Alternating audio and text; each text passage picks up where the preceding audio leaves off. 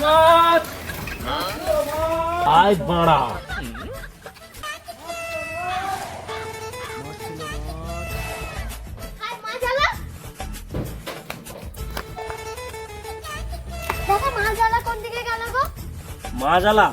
মাজালা রকেটের গতিতে এসেছিল আবার রকেটের গতিতে চলে গেছে।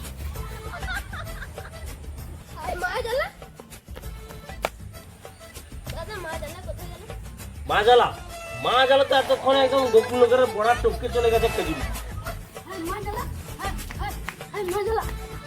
মাছ বিক্রি করতে এসেছিল ও বালটা তো মাছ বিক্রি করতে আসেনি বাড়া রকেটের মতন আসে রকেটের মতো উড়ে চলে যায় একদম মাছ বিক্রি করেছে বাড়া বলতে হবে সবাইকে আমাকে আমি কি সবার ঠিকানে বসে আছে নাকি? মাজালা বাড়া মাজালা কোথায় মাজালা আমার গাড়ি ভাড়া